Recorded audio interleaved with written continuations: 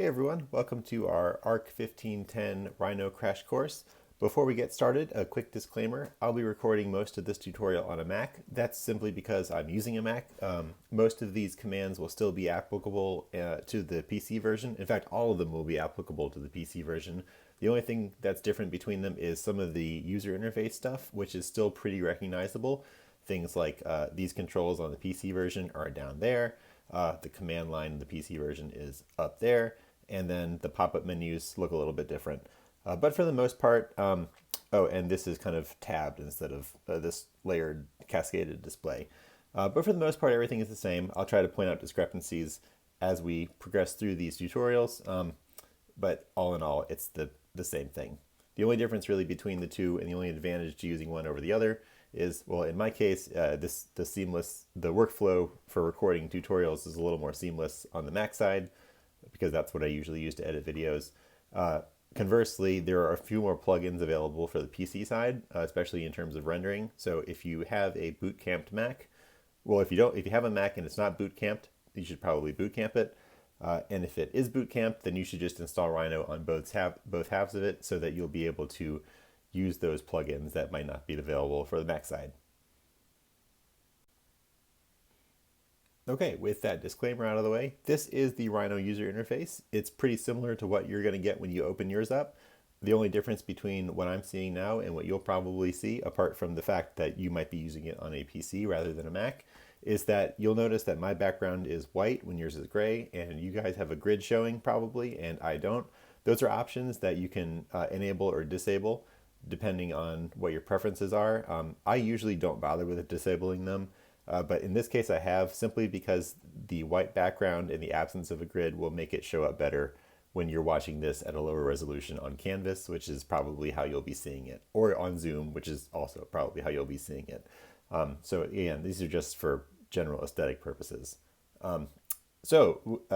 Without further ado, let's get started. So the user interface, it opens up and you get these kind of four windows, right?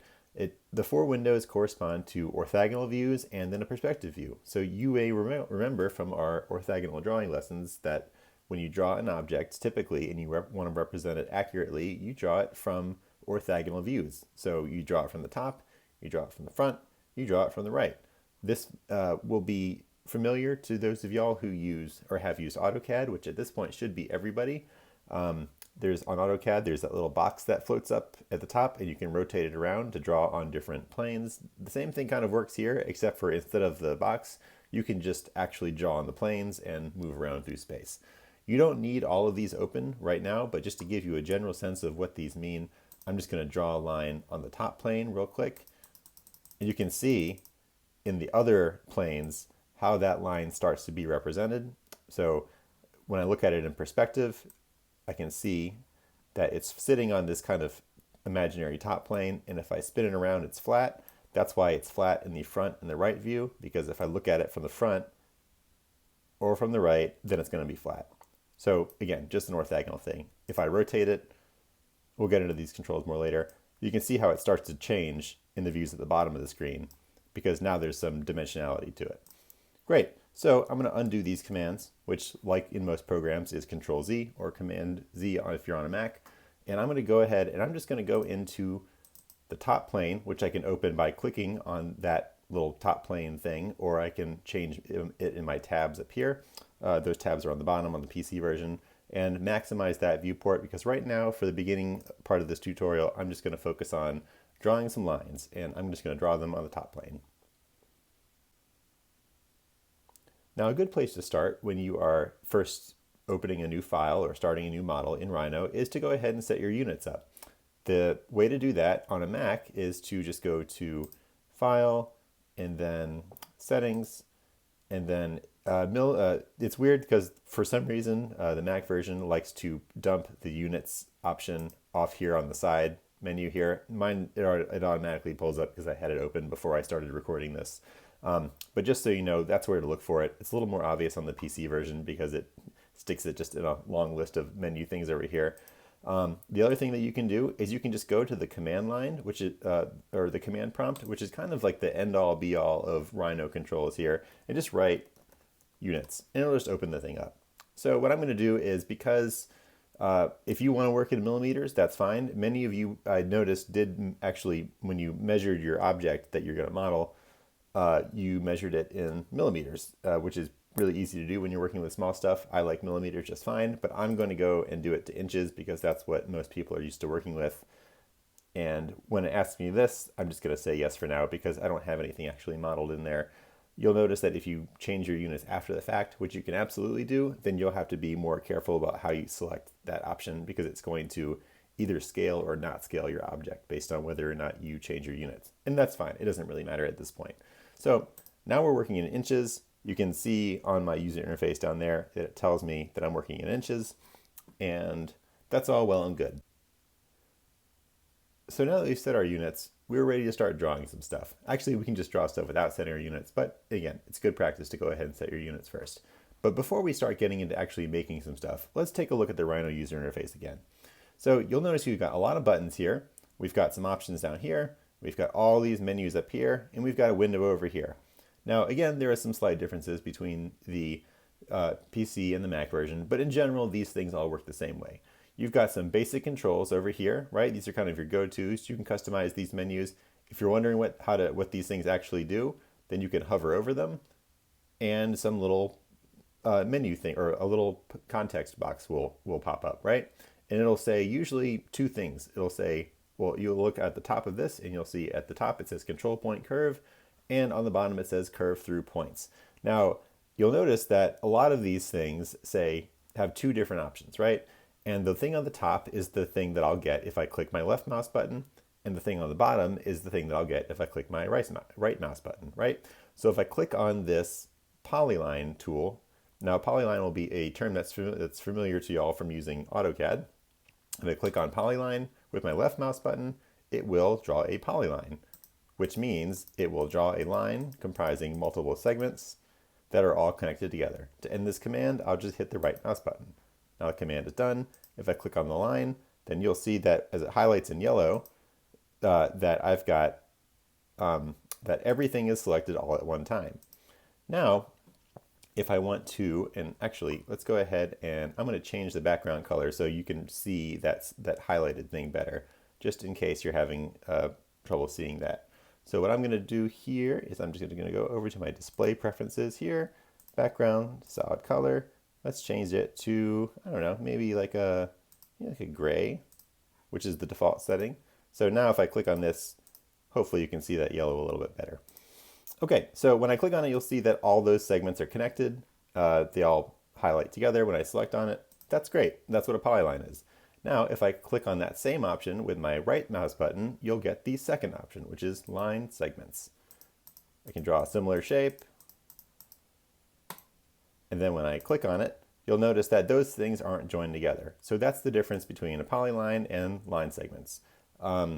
If I want to join them together, that's fine. I can do just like in AutoCAD, or I can highlight them and say join. Now they're joined. If I want to do the reverse, I can click on it and say explode. Now they're unjoined again. If I want to select things, I can use this little window here. I can click on objects individually. If I hold down Shift as I click them, then they'll stay selected. If I hold down Command or Control and click them, they will be unselected, and I can select things to my heart's content. If I want to join them, sorry, I can't type in public. That's one of my shortcomings. I have many shortcomings, and that's one of them. There you go. Okay, cool. So that's kind of how you draw a line. Like I mentioned earlier, this command prompt thing, this is also where you can enter that same command. So instead of clicking clicking with the left mouse button on the polyline tool, I can just write polyline, right? And it'll do the same thing. Now, the way that you interact with Rhino is kind of your choice. If you want to use buttons, that's great. If you want to just write the command right in there, that's fine too. Either way, it doesn't really matter. The thing that you should do though, is you should open these menus, go through them, and kind of just hover over stuff, right? Because it'll give you a sense of what this software is capable of, which is many, many, many things. Okay, so now that you've got kind of a good sense of like what's going on up here and what's going on up here, let's talk about what these controls do. And again, if you're on a PC version, these controls are down here. These are your selection, or they're kind of your selection controls. These allow you to control the things that Rhino looks for as kind of anchor points. So for example, if I want to, let's say, draw a line, then what it's going to do is it's going to ask like, well, where do you want to put it? I can put it somewhere floating in space, but chances are if you're drawing something, you're going to want it to attach to something else, right? So if I hover over the end, Rhino's going to say, hey, I found an end. Or if I hover over the middle, Rhino's going to say, hey, I found a middle, right? These controls control the thing that Rhino is looking for suggested like attachment or reference points. If I start to turn them off, you'll notice that it gets harder for Rhino to figure out where I want to draw stuff, right? Because nothing really comes up. Now, the reason that you might want to have as few of these enabled as possible is because when your model starts to get complicated and you're starting to attach things to other things, you don't want Rhino to be making a bunch of unhelpful suggestions, right? So let's go ahead and just like enable some basic ones like the end, maybe the midpoint, and let's start there, right? So now when I go to the end, it's going to know that that's a good suggestion. Same thing here, midpoint. If I go to near, then it'll also let me latch on anywhere to the line. Intersection. See here now it will tell me that it's found both an end and an intersection, and so forth and so on. Things like usually, so center is another really helpful one, but I actually leave center turned off most of the time because, and I'll show you this why here real quick. If I draw a square, if center is on and I want to attach something to the center, then basically anything that isn't one of those other options, Rhino is going to just go ahead and highlight the center.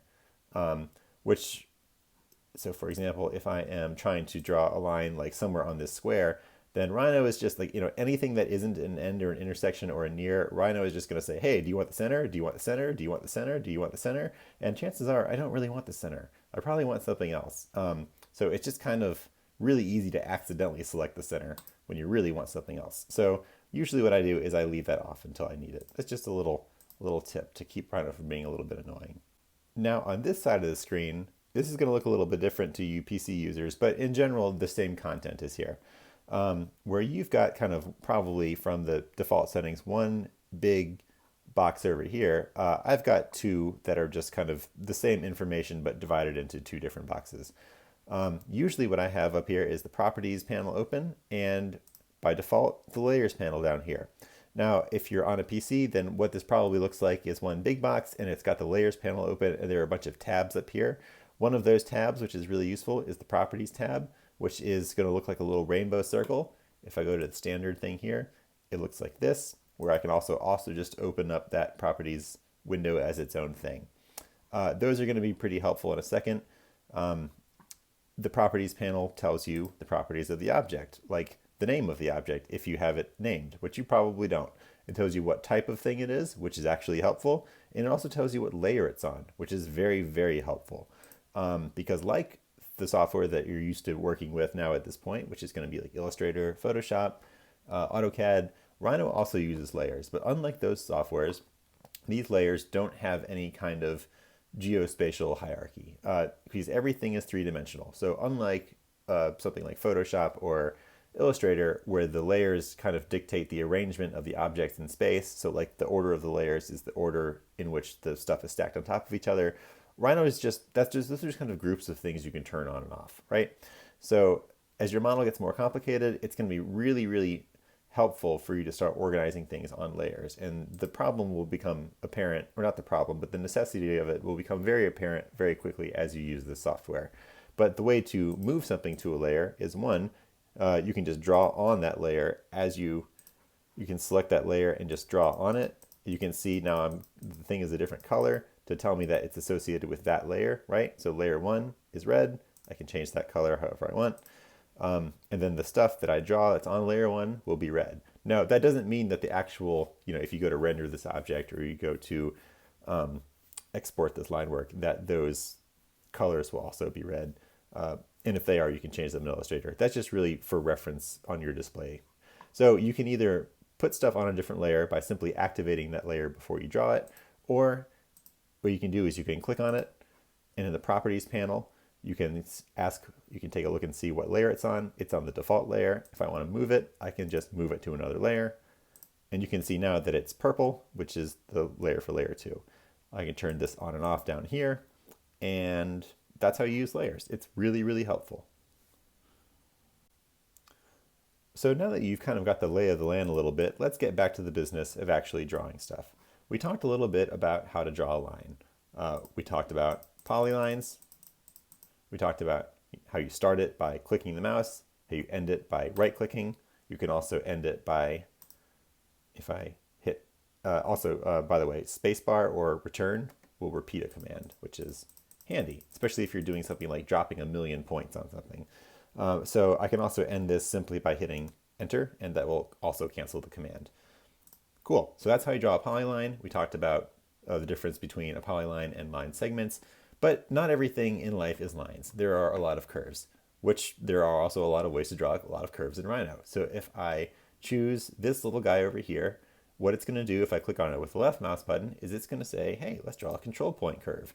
And a control point curve, what it is you're starting to drop anchor points that control the curvature of the object. Neato. So that's how that works. Now, if I want to do something like draw a curve that actually goes through specific points, then what I can do is right-click on it and say curve through points. Now, what I need to do, though, is I need to add the points that I want the curve to go through.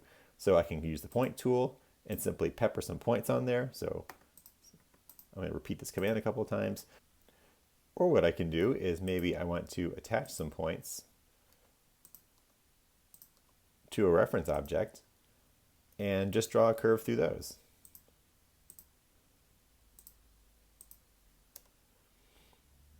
Cool. Now if I undo that, one thing about that command that I want to point out to you is it does matter what order you select those in, because I selected this 1, 2, 3, 4, so it drew the curve in that order. If I run the command again and select it in a different order, 1, 2, 3, 4, it'll connect the dots that way instead. So that is a good thing to know. Undo. Okay, so we talked about drawing polylines. We talked about drawing lines comprising line segments, how to join them, how to unjoin them. We talked about how to draw a curve using control points and through points. Let's talk about other stuff that you can do with lines, because lines are kind of everything. So let's talk about what you want to do if you want to split a line. Well, we can explode it, which we already saw, which broke everything up into individual segments. But what if I want to just cut it at a certain point? Well, there's lots of ways to do that too. One way might be to draw some sort of little cutting tool, right? And then say split and cut this thing with this thing. If I already know, so if I undo this and it unsplits that line, if I already know that I'm going to split it and then just delete part of it, then I can use a command that's kind of like a split plus something else, which is a trim. T-R-I-M. It's going to say, what do you want to cut your thing with? And I'm going to say, this is my cutting object. Now this works backwards from the split command, but there's actually a good reason for that. It's because if I want to cut a whole bunch of stuff with one object, it's easier to do it this way. As a side note. Okay, so it's going to say, what's your cutting object? And I'll say, that's my cutting object. Done. And it's going to say, what do you want to cut off? And I'll say, I want to cut that thing off. Great. Done. That saves me a step. Or what I can do is maybe I want to attach some points to a reference object and just draw a curve through those.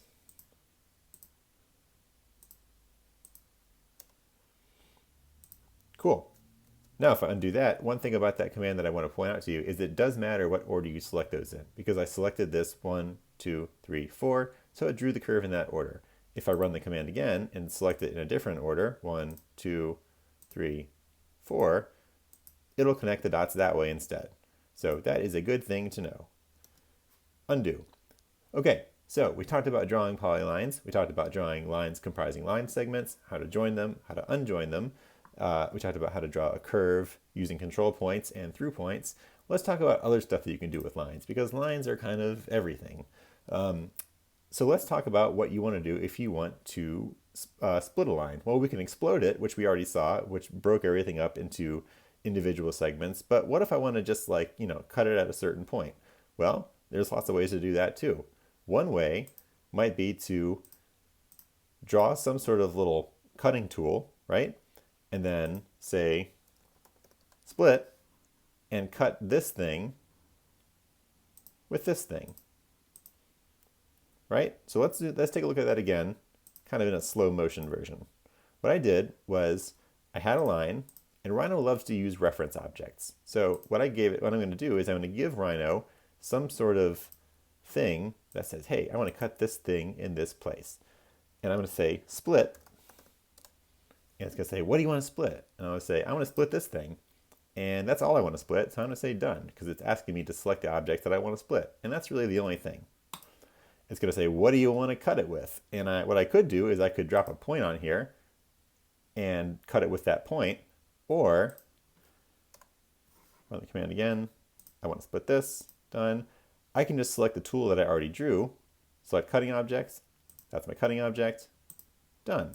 And now I've got this curve split with this line at that point. If I already know, so if I undo this and it unsplits that line, if I already know that I'm going to split it and then just delete part of it, then I can use a command that's kind of like a split plus something else, which is a trim, T-R-I-M.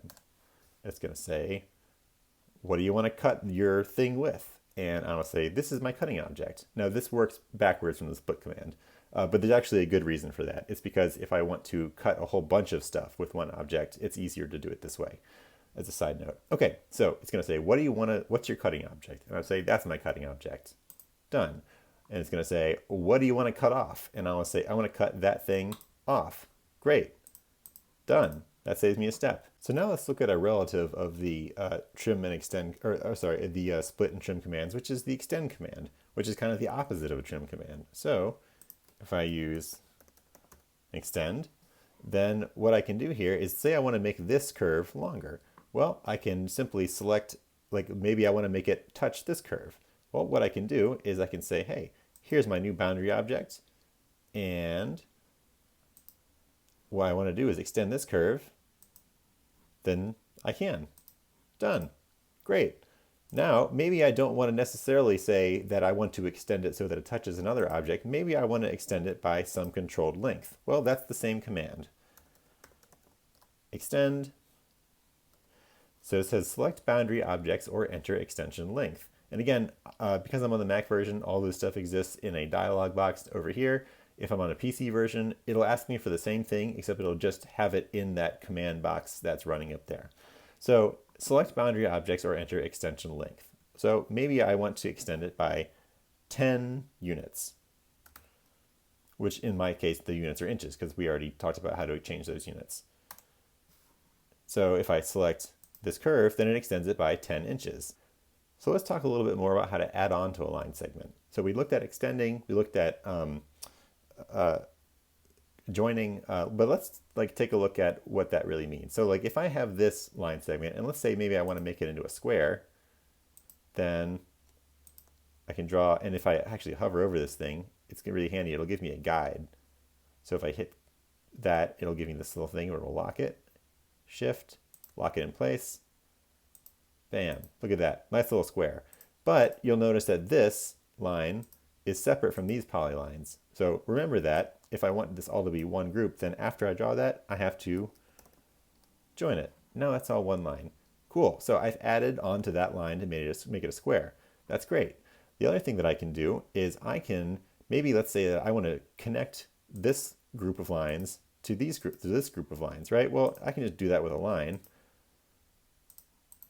which is fine. They're separate. I can select them. I can join them. Now they're one line. But maybe I don't want to connect it with just like, a straight line. Maybe I want to blend them together. So I can do that in a couple different ways. I could do something like, draw a circle and then choose the, something like a, instead of a center circle, I could maybe do something like again, I've got all these different options. If I right click on the thing, it'll pull up the whole menu. or I can left click, hold down on it, and it'll give me all these different options for ways to draw a circle. This happens with all of these menus, by the way. Hold down your left mouse button and see all the different ways you can draw stuff. So like maybe I want to draw a circle by making a diameter that goes from this to this, and then splitting this circle with that, and then deleting that, and now I've got this thing joined by this circle. That's a cool shape. It's not very helpful, or maybe it is helpful. Maybe your thing looks like that, and that's what you want to draw. Or I can do something like run a blend command, which is pretty cool. So if I use this command, then it's going to go ahead and it's going to take its best guess at how to blend these together seamlessly. So I can click the end of this and the end of this, and Rhino is going to say, all right, well, maybe I want to join it that way. And then you can join it with this little, it'll automatically try to guess at a curve that's tangent. Or you can change the way that the end conditions work. You can add different curvatures, different degrees of curvature. Tangency is usually a pretty good bet. Say okay. And now it's kind of drawn these curves where it's, joined them together. So let's talk a little bit more about how to add on to a line segment. So we looked at extending, we looked at joining, but let's take a look at what that really means. So if I have this line segment, and let's say maybe I want to make it into a square, then I can draw, and if I actually hover over this thing, it's really handy. It'll give me a guide. So if I hit that, it'll give me this little thing where it'll lock it, shift, lock it in place. Bam, look at that, nice little square. But you'll notice that this line is separate from these polylines. So remember that if I want this all to be one group, then after I draw that, I have to join it. Now that's all one line. Cool, so I've added onto that line to make it a square. That's great. The other thing that I can do is I can, maybe let's say that I want to connect this group of lines to this group of lines, right? Well, I can just do that with a line, which is fine. They're separate. I can select them. I can join them. Now they're one line. But maybe I don't want to connect it with just a straight line. Maybe I want to blend them together. So I can do that in a couple different ways. I could do something like, draw a circle and then choose the, something like a, instead of a center circle, I could maybe do something like again, I've got all these different options. If I right click on the thing, it'll pull up the whole menu, or I can left click, hold down on it, and it'll give me all these different options for ways to draw a circle. This happens with all of these menus, by the way. Hold down your left mouse button and see all the different ways you can draw stuff. So maybe I want to draw a circle by making a diameter that goes from this to this, and then splitting this circle with that, and then deleting that, and now I've got this thing joined by this circle. That's a cool shape. It's not very helpful, or maybe it is helpful. Maybe your thing looks like that, and that's what you want to draw. Or I can do something like run a blend command, which is pretty cool. So if I use this command, then it's going to go ahead and it's going to take its best guess at how to blend these together seamlessly. So I can click the end of this and the end of this, and Rhino is going to say, all right, well, maybe I want to join it that way. And then you can join it with this little, it'll automatically try to guess at a curve that's tangent. Or you can change the way that the end conditions work. You can add different curvatures, different degrees of curvature. Tangency is usually a pretty good bet. Say okay. And now it's kind of drawn these curves where it's, joined them together. What I can redo is I could simply delete it, rerun the command,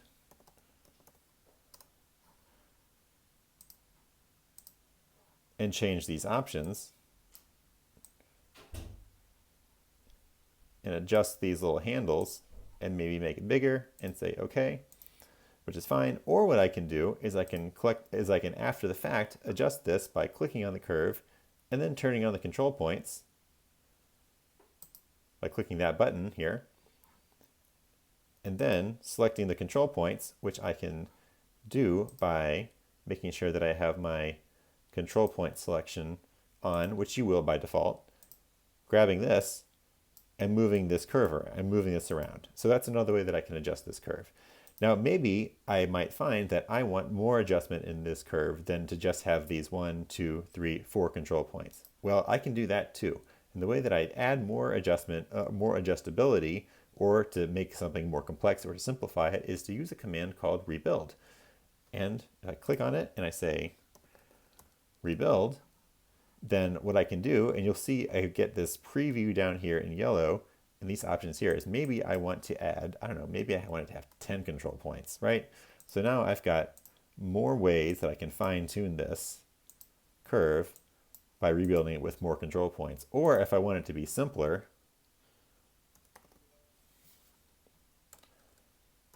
I can run the rebuild command again, and I can reduce the point count to, I don't know, like, let's go to something like 5, say preview, and you can see it's like, change it to a much simpler curve.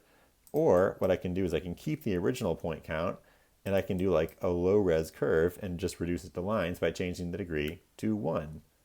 Preview, check it out. Now I've got this kind of like janky, low resolution, cardboard looking curve, which is maybe what I want.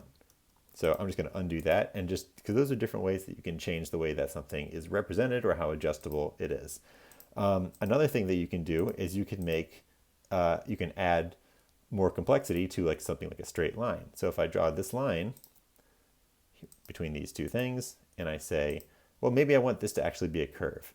What I could do is I could use one of my arc commands to draw a curve, or I could do what we looked at earlier and, do a blend curve from this thing to this thing, or I could draw a circle and cut it with this thing or this thing. Or what I can just do is simply grab this line and bend it from the middle, except for I can't just yet because it's just a line, which means it only has 2 control points, the beginning and the end, and I need to add one in the middle. Well, that's easy. I can just rebuild it with 3 control points and a degree that's more than 1. So if I say preview, then it's going to show me that it's got another control point that's going to add in the middle. That looks good to me. So now when I click on the object, then, I can't select it because the gumball is in the way. I just turn the gumball off, click on this, make sure that my points are on, click on the control point, then turn the gumball back on. Whoop, there we go. Now I don't need to always move things with the gumball. I can just click on the control point and write move, and move it from there to there. Or I can move it using and when you move something, you don't need to always use the object itself as a reference point, right? So I don't need to click on the thing that I want to move, where it is, and then where I want it to go. So for example, if I click on this, let's just use the whole line, right? And I say move. Well, I don't need to click the start. If I want to move this line from here to here, I don't need to actually click the start and the end point to move it there, although that certainly works just fine.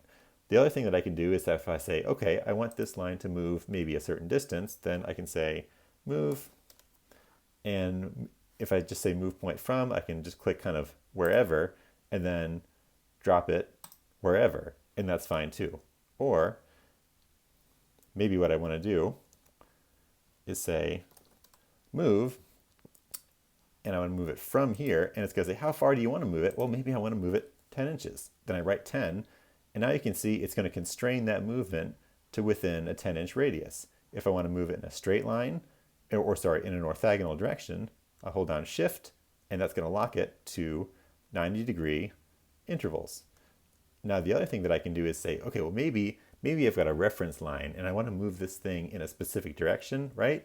Well, then I can, if I want to move it in the direction of this line here, then I can hold down Tab or just click Tab, and it's going to lock it in that direction. If I want to release it, just hit Tab again. So if I do Tab, there we go. Now I've moved it 10 inches in the direction of that line. So there's so many different ways that you can move stuff in Rhino. Maybe I don't want to move something. Maybe I just want another one. Well, that's easy. Copy and paste it. A quick note about copying and pasting in Rhino, though. When you take something and you copy it, Control-C, or Command-C if you're on a Mac, and then you paste it, Control-V, it doesn't look like anything happened. And that's because what it did was it just dropped the exact same thing in the exact same place. But because Rhino automatically selects the last thing that you made, if I simply just move it, you'll notice that I do in fact have another one. It just couldn't see it because it was in the same place. So maybe what I want to do then is just move this from here to here. Great, that's fine. Now, the other thing that I can do to make more of something, instead of just copying and pasting it, again, if I want to, the other thing that I can do is I can move it and copy it at the same time. So if I just say, use this little command here, this is the move command. I can also move it with a copy. If I hold this down and I say, and it just says copy here, I can copy from here to this point, right? And I can just keep making more copies of it in different locations. Great. So I'm going to cancel that command, undo it. So before we get too far into the business of making more of things, let's talk about a little bit more about modifying curves and objects in 2D.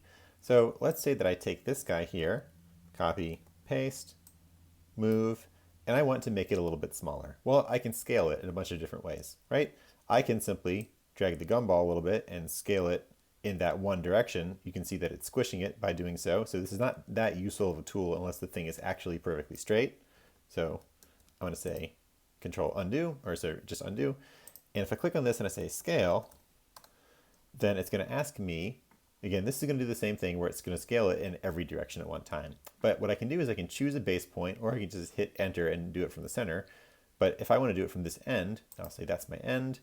And I can either do this manually by clicking and dragging it, or I can do it in a more intelligent way, or by doing two different things. Selecting this base point and saying, well, I want it to be half as big, so my scale factor is 0.5, right? Now it's half as big.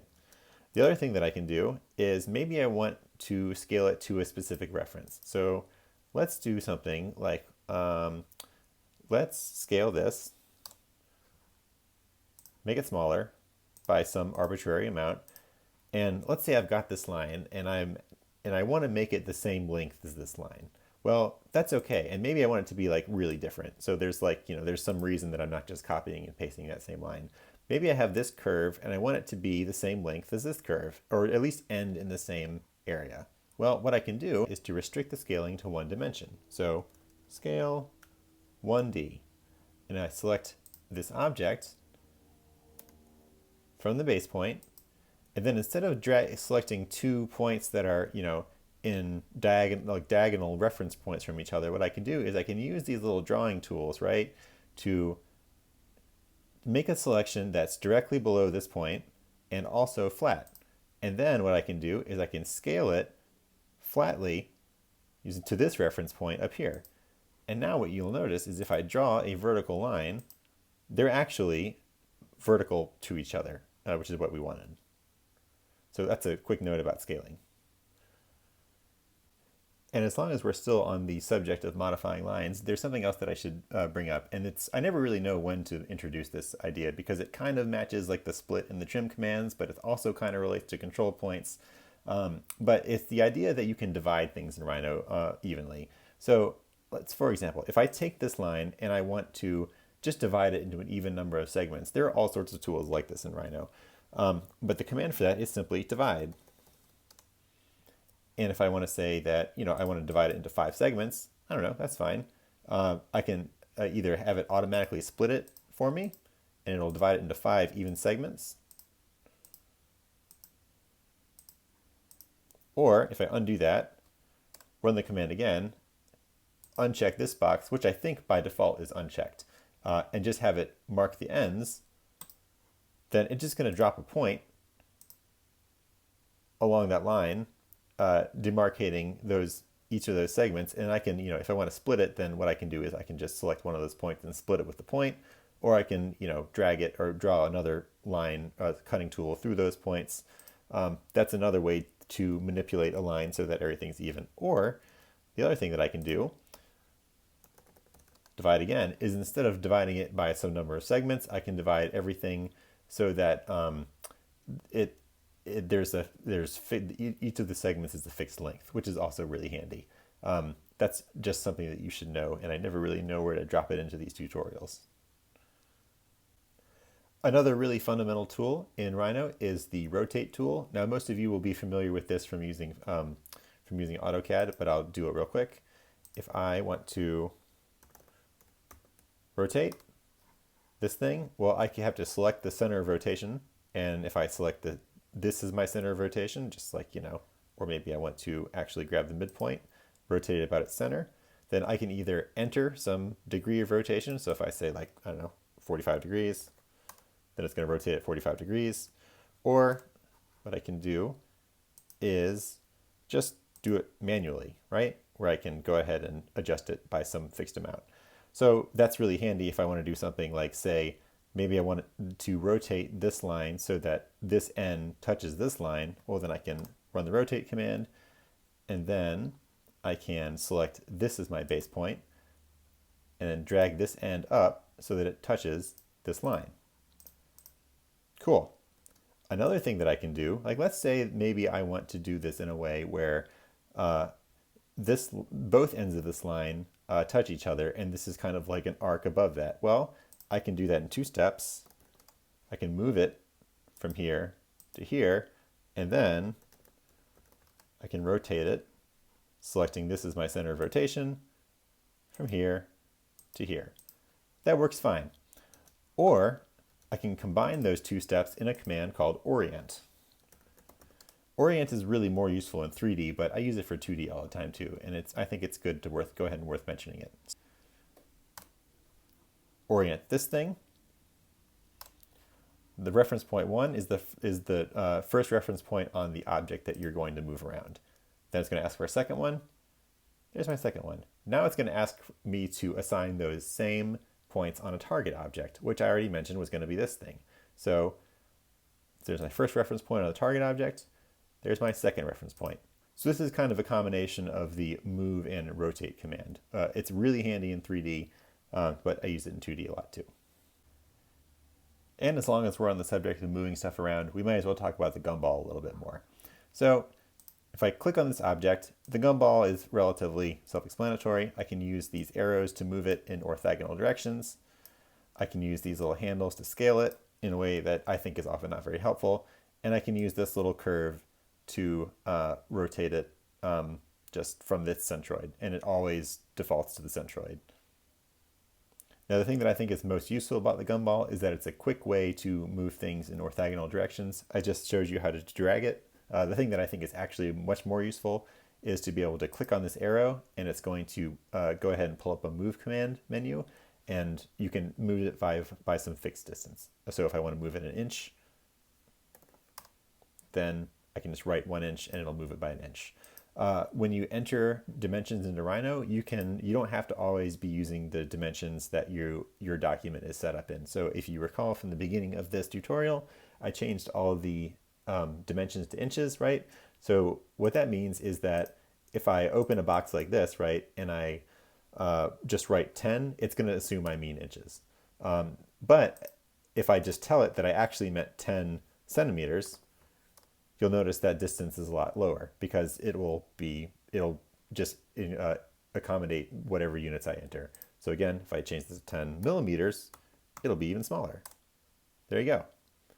If I change this to 10 meters, it's going to be way off in the distance over here. So I can jump between units when I enter them, but if I don't actually specify, it's always going to assume that I am using the units that my document set up in.